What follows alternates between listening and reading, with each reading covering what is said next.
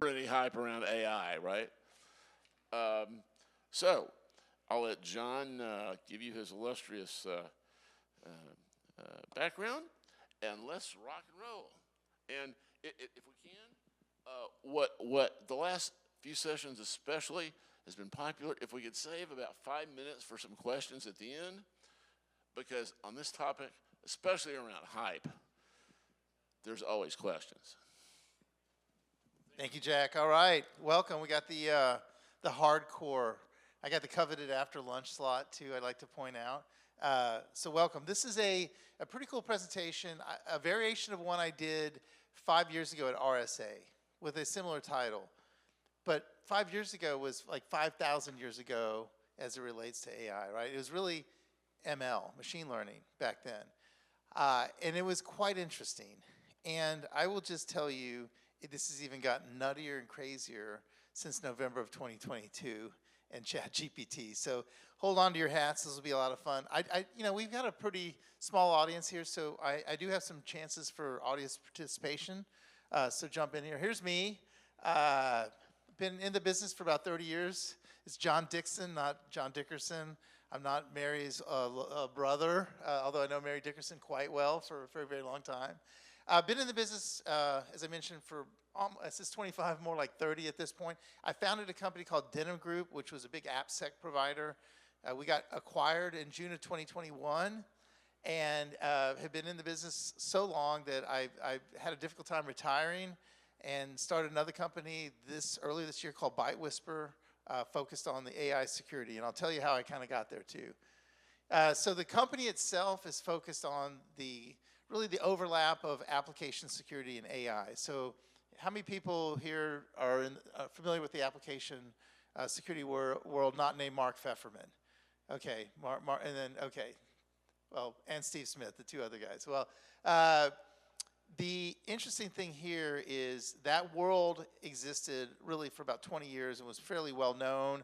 And then you throw in the variability of a large language model, and it's all upside down. I'll just say it's Wild Wild West and feels a lot like 2002 from a web application standpoint, or from an internet standpoint, it feels a lot like 1993. I'll just say ChatGPT, Copilots, plural, for code are wildly popular now and quite effective, as we just saw from the presentation before this. Also, most of the stuff is being deployed without any concept of guardrails or security controls. So it's generated another sector. So that's the area that we're playing in. So really what I want y'all to understand, you're not going to come out of this as a data scientist or a LLM GPU programmer, but I want you to understand kind of to ask better questions of the vendors. Because strong observation I've had in the last 5 or 6 years is most security people come from a security background, network security background specifically, and are hard-pressed to ask the tough questions. So how do you kind of integrate this into your strategy? How do you ask better questions? How do you vet vendor claims? And how can you do that? The other last point I would throw out there is, yes, ChatGPT makes a lot of things easier, so do the other large language models, but there is a whole component of learning this stuff there's really no easy way to work around it, but you do have to know it because, as our previous speaker stated, it's not going to be that you become obsolete because of AI. You're going to be a superhuman because of AI, or maybe you get pushed out because of AI. But the truth is, there's no really easy way to learn it, but there's some concepts that are easy to learn, even if you're not a data scientist, even if you're not a mathematician, even if you're not an AI programmer. Okay, so quick audience participation question here, since we, this is for the organization side of the house. So how many people know of or within arm's length of a data scientist? 1, 2, 3, or 4. Halfway, that's 2.5. I'll count that as 2.5. We'll round up to 3. So 3, I mean, out of this, that's probably less than 10% people know of one, right? Is your company or organization using any generative capability to create software? Now, how many people? More, slightly more. Okay, interesting. Are they doing that on purpose? I shouldn't ask that question. Yes. Okay, that's good. Does your organization have a formal risk evaluation process around that? Okay, less hands, about half of those hands. I did a similar quiz up in Denver about 4 months ago, and the numbers were shockingly similar. So FY, about 10 or 15, 20%. On a scale of 1 to 10, where would you put your organization? A scale of 1 to 10 for an AI journey. Mary? 5? Or is that a high 5? 5, okay. 5, that's pretty okay. Well, I mean, technically you are a center of higher education, so if you said a 1, I would be sad. What else? All over the place? Steve, what's synopsis on a scale of 1 to 10?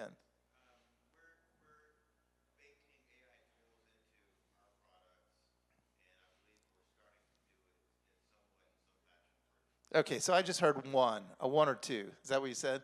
Okay, I'll let Jason know that. 3, just joking. But okay, so what do we get out of this, right? This is a new journey for organizations specifically. I'll just tell a great story too.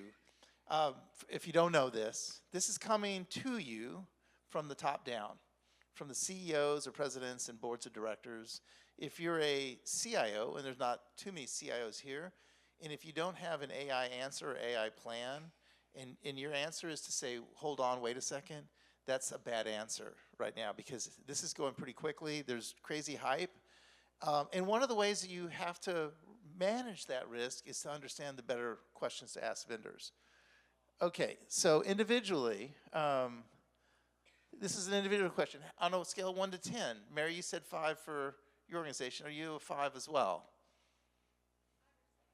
5 or 6, okay. Let the record show Mary Dickerson is a 5 or 6. I mean, in general, does the audience feel that they're stronger or less strong than the organization? Anybody? Mark? I know people in the audience, so I'm going to call on you. So yes, you can take your AirPods out.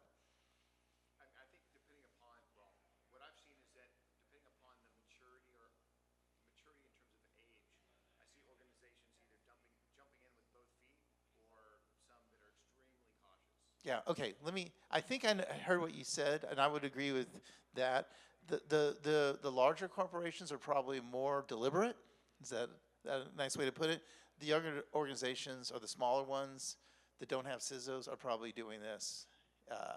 And by the way, I'm doing an RSA submission right now called How Do You Know You Have a Shadow AI Problem? Because it's happening, even if you don't know it. And I was in another client that said, oh yeah, we don't do this at all, no. And then somebody said, oh yeah, we use Grammarly. We have an enterprise license for Grammarly, and of course Grammarly is using it behind the scenes. Everybody is. So, okay. I mean, can you describe to another person the difference between the LLM and machine learning broadly? That's just, you don't have to answer that. Yes, so we got one person. So yeah, okay, that's good. You know, here's a variation of the enterprise one. Do you regularly work with these people that do this? Yes or no? And then here's one for you. Shout it out. Why are you in this session? Why are you in the, I mean, do y'all have to vet vendor claims? I know one person that has to. Okay, so let's go. Let's go quicker. Okay, just a couple of quick definitions for those of the newer people here that are new to AI, I would say. Machine learning in many different ways has existed for 30 years, 40 years. And as a matter of fact, if you go to Black Hat, if you go to the RSA, if you go to HughesCon, most of the people that claim that they have AI are probably using machine learning, particularly to tune rule sets, to tune detection engines, to modify things. So that's the kind of the first question is like, what, okay, which flavor of it? What are you using? And I'm going to give you a lot of good questions to ask people. But basically, it's a subset of AI, and it's focused on using lots and lots of data sets to predict the next thing. You know, and that's really, it's simple, but it predicts the next word. You know, for those that know have used the autocomplete, if it's, that is really kind of a function of ML now. The newer stuff that's going back and forth. The next, if you have a picture, and I have millions of pictures of apples, I can predict the next apple because apples have an attribute. Somewhere in the world, there's this database of millions and millions of apples. So this is a function of the fact that compute power and processing power has become dirt cheap, right? Hold that thought with LLMs. But it allows, but the reason that this is so earth-shattering is the world before this was hard-coded rule sets. I'm going to explicitly program a computer to do this with if statements. Oh, I'm going to have it do this, this, and this, and I want it to now save this whole thing as a PDF. Well, that's more code. And as we learned the session before us, now we can generate that. But basically, you would write code or steal libraries or license libraries or open source, but it was explicit commands. The difference here is you're getting a bunch of data, tons and tons of data, and asking it you're teaching it how to learn, and then it creates stuff. That is polar opposite from explicit rule sets.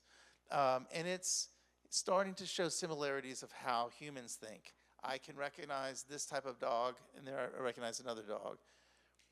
Okay. Training set. This starts to get into the world that I want us to think about as it relates to vendor claims. What was the starting point of your data? How relevant is that data to us?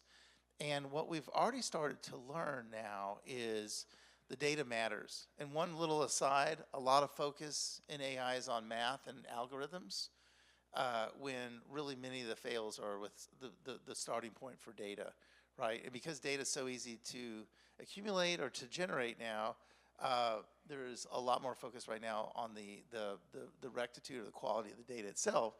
So basically, a training set is the thing upon which you point the machine learning, and if it's vulnerabilities, do the vulnerabilities represent the vulnerabilities you're likely to see? How updated is it? This started early on with the LLMs, where they stopped at a certain point. Well, anything after that point is not in there. Okay, and then I'll just end up with large language models, and I'll jump into the questions and stuff. The difference with large language models is it's basically still kind of telling you the next thing, kind of, but it's algorithms on top of algorithms on top of algorithms with really terabytes of data.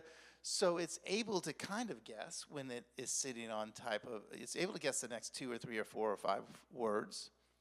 When it doesn't have that in its data set, it does the hallucination, right? So the big thing is, out of large language models, it's creating content, it's creating text, and it uses what appears to be like natural language, like you can talk to it and ask follow-up questions, right? Kind of cool. But again, the problem here is it's the originating data is paramount. So why should you care about all this stuff right now? And I'll start by telling you this. There's several surveys that are already out there about giving way too much trust to LLMs on the output. A lot of developers trust the outputs from LLMs when in fact they should not at all. Like, LLMs are a random creation of things that come from these data sets. And one of the challenges that we have with LLMs is this thing called non-determinism. How many people besides computer scientists, know what non-determinism is?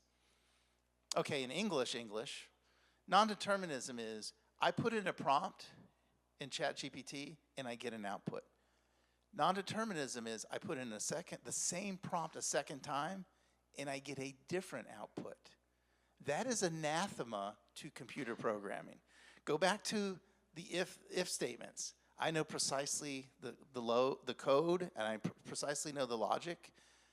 This has this randomness component to it that didn't exist. And that's the thing from a computer security or application security standpoint is quite different, and it adds complexity. So developers should not trust the outputs of LLMs, period.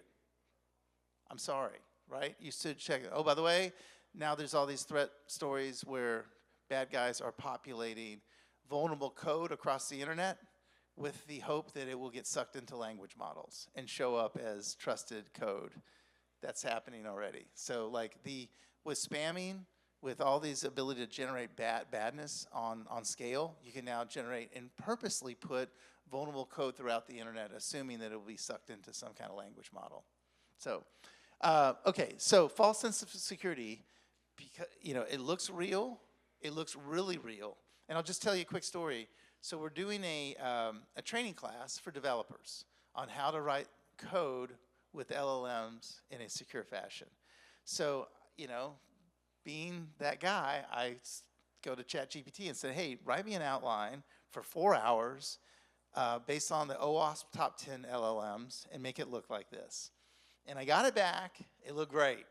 And I was like, cool, man, that took 5 minutes. Done. Put it in a PowerPoint, or ask another question to put it in the PowerPoint, and I'm done here.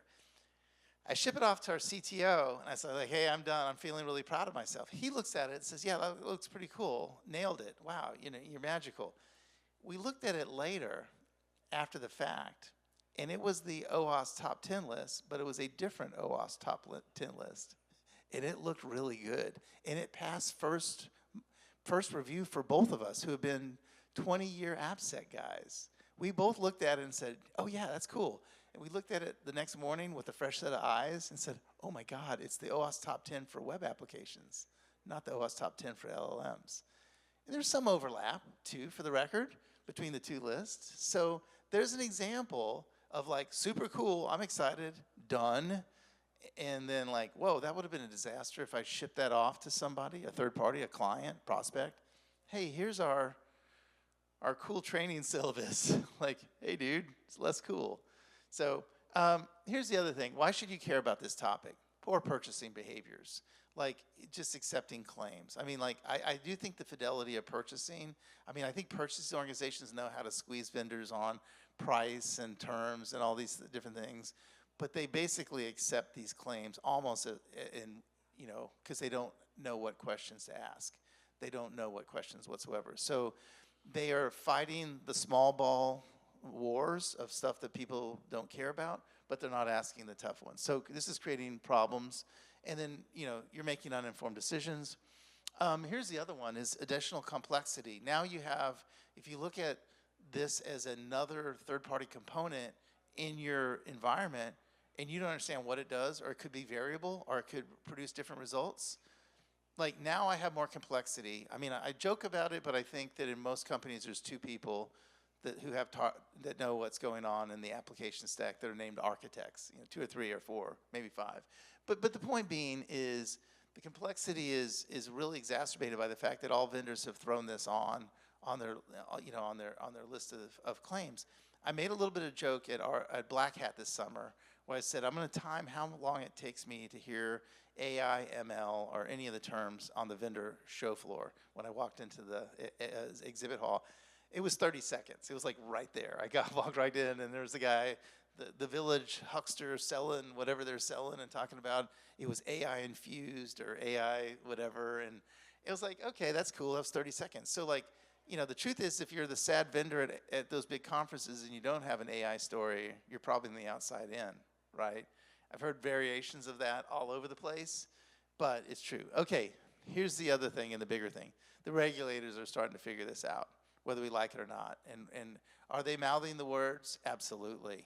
Are they going to issue rules that probably make you do a lot of work for not a lot of value? Absolutely, that too. But here it comes. So to stay on top of the regulators, you should, have an engaged discussion with them and know this stuff. Okay, so I did this version of this at RSA 2019, and there are 3 things that came out of it that are shockingly similar. 3 outcomes. First of all, here is the question to ask. It was a peer-to-peer. How many people have been to a peer-to-peer at RSA? So it's really a little bit of a speech, but mostly organized discussion. That question right there, and the first word in the question at top is the magical thing to have. How are your AI and ML algorithms, how is your AI different? How is that claim different than hard-coded rule sets? How? Than if statements? How is it different? And what I came to find out, what we learned in this session 5 years ago, I asked this question at every major conference, that most of the people in the booth can't answer that question. Most product managers can't answer that question. So they have to go back to the home base and ask their product development managers or their tech leads, how? And so the question I had for AppSec back 5 years ago is that how does your scanner detect false positives and eliminate false positives better? And I got all these bad behaviors from companies. One of them was, oh yeah, that's proprietary. It's like, okay, that's, we can't tell you that because whatever. I mean, the truth is nobody knew except one person. So that's a good question. How? Your data sets, where were they from? What was your starting point? Where did you extract that? Because now you're starting to see the trend of localized LLMs, or not. But data matters, and the starting point for data and how you maintain that data is important, particularly if it's ML. Here's a key indicator. I still think this is the case. Do you have a vendor white paper on this stuff out there? Like, go back and look at their claims. Go back and look at their website. And if there's a dearth of it, or it started in January 2023, right after the ChatGPT announcement, then that's probably less of a strong claim. So these are the things that came out of this 5 years ago. I would argue these questions and these observations are still the same. Okay, so this just came out this spring. I think it was in April. The Federal Trade Commission is worried about what they call AI whitewashing. That's the term they used, which is to basically whitewash over all this stuff. And they are now thrown out a set of questions, and they are starting to put vendors on notice that, hey, they're interested. What does that mean? Does that mean you stopped everything? No. But there's some good ones. Like, it now is CEOs and general counsel now take this stuff quite seriously, even if it hasn't trickled down to everybody. And these are the types of questions like, are you overstating? Are you consciously overstating your AI? I think this is the first governmental entity that really kind of, regulatory body came out and said this anyway. Now, it doesn't have teeth, but are you claiming your product outperforms non-AI alternatives? And then again, back to the how question. Oh, you are? Here's a great one. If you ever see a number, oh, it's 40% improvement? How? How is it 40% better?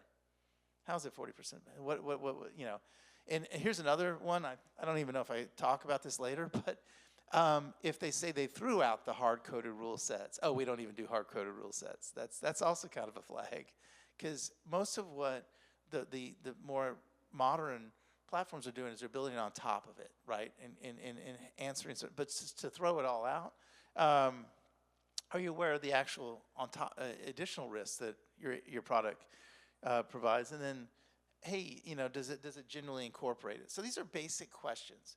How many people, by the way, have seen the NIST AI risk framework, risk management framework? Okay. If you can't sleep, I would suggest you download that and start into it. It is absolutely boring as heck, but there is a pretty cool playbook at the end. A couple of appendices are quite good. But the point being is, like, the regulatory bodies, the standards bodies are right where everybody is right now. They're trying to come out with this stuff, and you're probably well served to know it's out there, but there's no authoritative source. How many people are familiar with, like, security frameworks? You remember in NIST CSF, like most everybody? Does anybody remember what it was like before NIST came out with CSF? And there was like your conversation was, well, what framework do you adhere to? Well, I adhere to this. Well, it's kind of like this plus a little bit of that. So there's some clarity that's coming out from these guys, but this also demonstrates intent. But it also helps you ask questions. Okay, so let's go in the...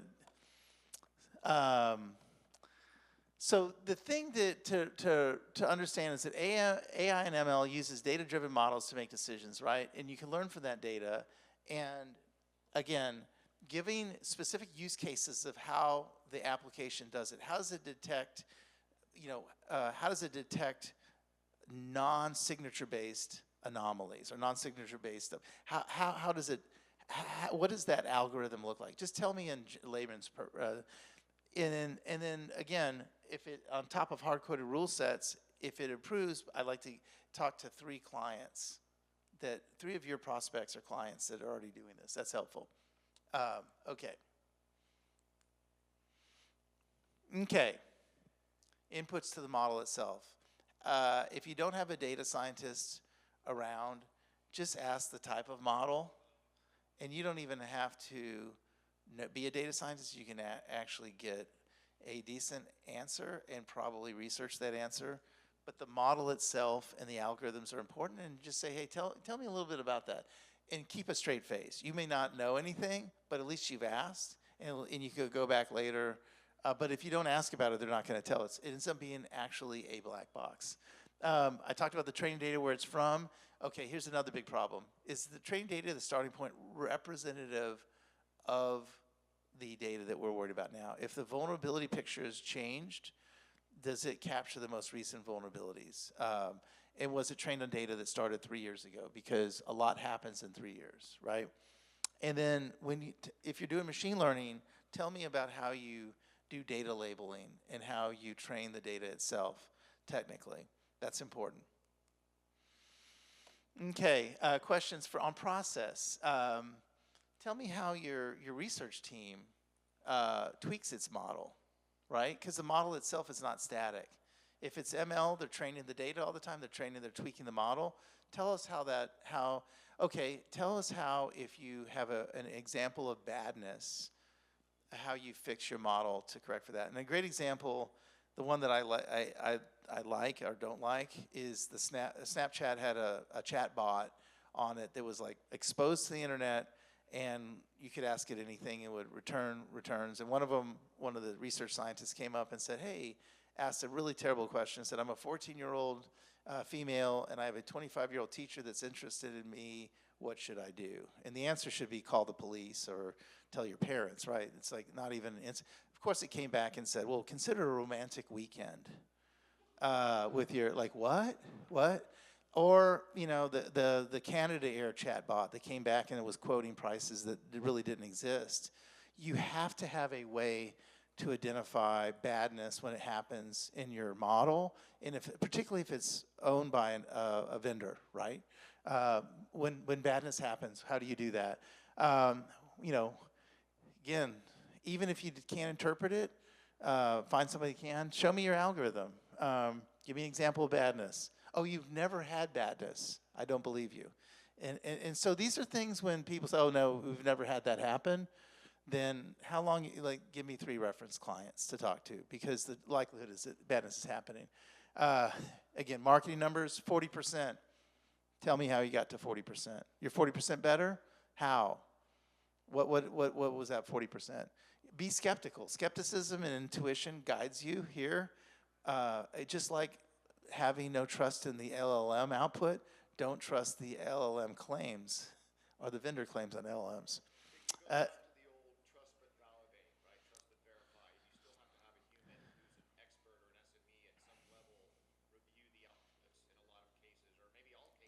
I agree. So having a human review cases and output, like I am very optimistic about what I've seen, right? I'll give you another example. I did a Word doc, and I don't know why I wrote it in Word, but it was for some presentation. I wrote it out in an outline in Word, I think in Word, I guess. But then I'm like, oh crap, I got to go put this in PowerPoint. Oh, I put it both in Teams. I used Microsoft Copilot and said, take that Word document and stuff it in there and make it look like that. And it was perfect. I mean, pretty close to perfect. Or for this conference, one of the banes of every speaker is having to put it into the local template of the local conference, like that, right?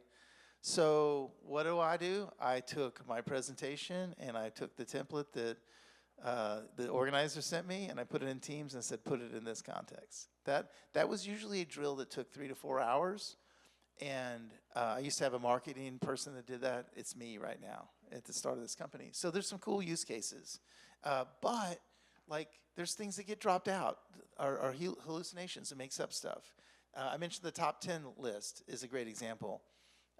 Here's a quick question for audience. How many people use Zoom AI Companion or Copilot to capture meeting minutes on a regular basis?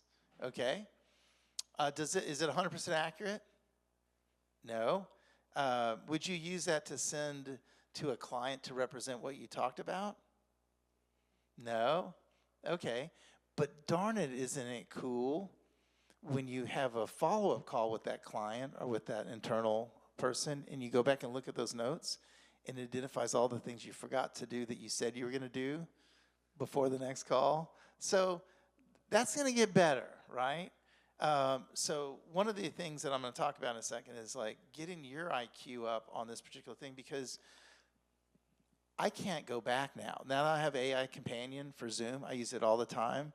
It also like tells the person on the other end that they're doing this, so you got to let them know. There's a protocol like, hey, I'm doing this. Are you cool with it?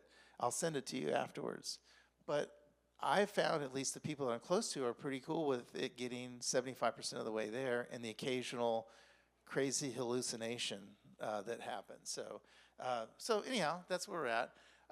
Here's red flags. I've already stolen my thunder here for AI red flags. Number one, nothing before 2022, specifically nothing before November 2022.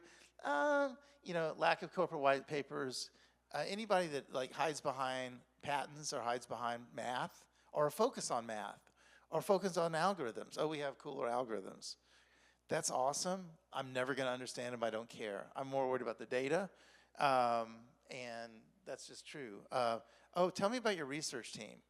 Oh, here's Steve. Here's my research team. Okay, like, what does your research team do? Tell me what they do on a regular basis. Again, back to fixing badness of your models. Do they do anything? Or infrequent interactions. I think, like, if you notice, or follow ChatGPT as an example, there's things that you could do in ChatGPT that you can't do now. And how many people have seen the AI Dilemma on YouTube?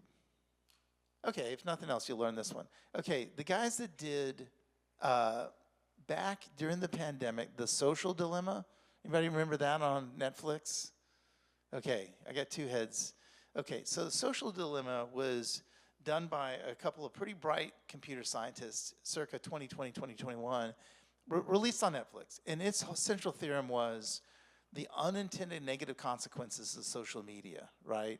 Of people fixating on it. I have a teenager always on it, TikTok, all the negatives associated with that. The fact that there's a Stanford program that does nothing but make sure teaches mechanisms to keep people's eyeballs on the screens. These guys did something called the AI Dilemma last May, and it's about the negativity associated. It's a good watch. And the reason I'm telling you this story, their central theorem, by the way, is the 7 or 8 companies that are competing for the biggest LLMs are in an arms race, and they're really not worried about the unintended consequences of everything else. But the reason I'm telling you this story is one of the examples that they had on there is you could create a driver's license with a bunch of prompts. You can't do that anymore. So the real big LLMs are fixing this stuff. It goes along. I would argue the smaller security vendors, you should expect that velocity of updates and change when things go wrong. There are going to be things that go wrong, or else. Key takeaways here. Importance of asking questions. I said skepticism, intuition, trust but verify from the 80s, if you remember back in that. Validate vendor claims. Confront them without being confrontational, but be skeptical of this and ask them questions, tough questions. Effective questioning techniques are the how questions. And then the last point, and I don't know how you get there, but you've got to learn this stuff in order to be better suited to ask the questions. And I have found that as soon as you know a modicum of this, you know way more than a lot of other people, particularly most of the people on the expo floor. So that it helps you a lot. I mean, because you might be asked by your CIO, if you're a CISO, you might be asked by your business lead, how is this better? And if you can't answer that, that by far has very chilling effects on your credibility. So think about this. It is going to be part of what we do. I do believe those that are good at this are going to separate themselves from others that don't at all. And anyhow, so references, there's the SEC one from 2023, a couple other good presentations I like. I mentioned the AI dilemma that's on YouTube. That's how to get a hold of me, and love this space, so I'm here to answer any questions you have.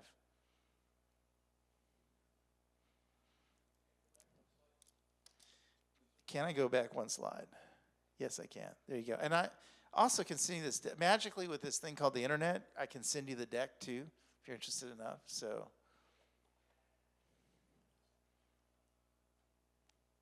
All right, Mary, you have to ask one question, at least. At least one. I didn't fly all the way to Houston to have no questions.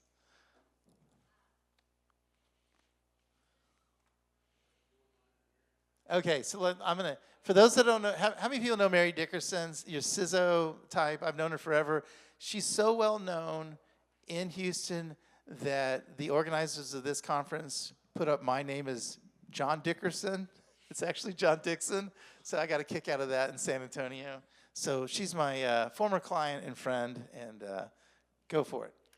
Okay, so first you have to know that I hate AI, absolutely hate it, and this is the only volunteer participation I would do, and it's because John is amazing at what he does, always has been, and definitely worth whatever time you can spend with him. So here's my question. What do you think, everyone's worried about how challenging AI is, and this is changing cybersecurity and all this other stuff. What do you see as the best benefit from a cybersecurity perspective to the fact that AI is moving so rapidly and can provide so many different benefits for all kinds of organizations? What's the biggest benefit for cyber? I think we're learning that daily. I'll give you examples. And I'll talk about the bad guys for a second, too, because they're learning it faster, unfortunately. There's a new cert out there from IAPP on a certified artificial intelligence, whatever. It just came out. And I'm like, it is like the CISSP in 1998. I took it in 1998. My number's 4649. I've been a CISSP forever. There was no Sean Harris book. There was no study guide. There was nothing. There was a core body of knowledge. And what I did is, this is like caveman story. I walked to the library in the snow. No, I checked out a bunch of books and then looked up, cryptography. I went and, and went and like literally looked up every term because there was no Google in 1998. So this feels a lot like that. So I went to ChatGPT and I said, based upon the IAPP's new certification, give me a specific breakdown of a study guide with subpoints. And it was quite good in references. So I was like, oh yeah, that's what I couldn't do in 1998. So that's a cool little hack. I think on the cybersecurity side, it'll help SOC analysts. It'll take a junior SOC analyst and make them legit real quickly. It'll help people learn faster. I hope on AppSec that it helps close the gap on tool coverage real quickly. I would say on the bad guy side, it's making every phishing attacker look really good. So the English as a second language thing that would identify obvious clues in a phish are gone. They're also phishing in different languages now. So apparently, like Japan is getting nailed now because they have phishing in Ganji, which is, I shouldn't laugh at that, but I think it's pretty funny because almost all the phishing attempts were in English targeted at the US. So now you're starting to get ones in different languages because of the ability to do that in ChatGPT. So I think we have time for one more question. We've got about one more question, 2 minutes, and oh, come on. Don't pick the phone. Ask the question. I know you always have questions. Oh, we have a question over here.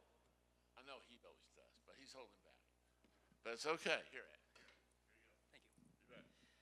All right, so these are all great starting questions because we don't have a certification yet to like a third-party certification. Those third parties are going to take care of those questions and making sure that that AI the code is clean, the models that were used were good. But what about the data sets that were used? In another discussion, someone asked about bias or some sort of inclusivity. Maybe that's something that we want to have in it, and should those data sets be certified as well, such as you want certain data sets to have no bias, and you want certain data sets to have bias. Yeah. Oh, first of all, there is a whole section on bias in that certification and the ethics of AI. You'll be happy to hear that. I think this is also new that nobody knows the real answer, and I'll give you an anecdote. So Mary and I and a bunch of us have been in this business for forever, right? I am old enough to remember the first time when people brought out injection flaws to web applications, and sitting in front of developers who said, "You can't do that." I was like, yeah, SQL injections, cross-site scripting errors that were inconceivable in 2000 became a thing in 2004, 2005. Okay, so we were there when that happened. This is like that. There was no OWASP, there was no top 10, there was no certifications back then. This feels a lot like that. And so I don't know. That's why I would argue, though, certifications are a signal. They're not a substitute for knowing things. I'll say that as a CISSP for 26 years. I am going to do that AI one because I looked at it and I'm like, I know most of this stuff. It's a $700 bet is what it comes down to test it. But I think these certs at an early stage are disproportionately more important than they are later on. So like, that's what I'm saying, you know more, but like, here's a great one. Regulation, EU, how many people are following California Bill 1047?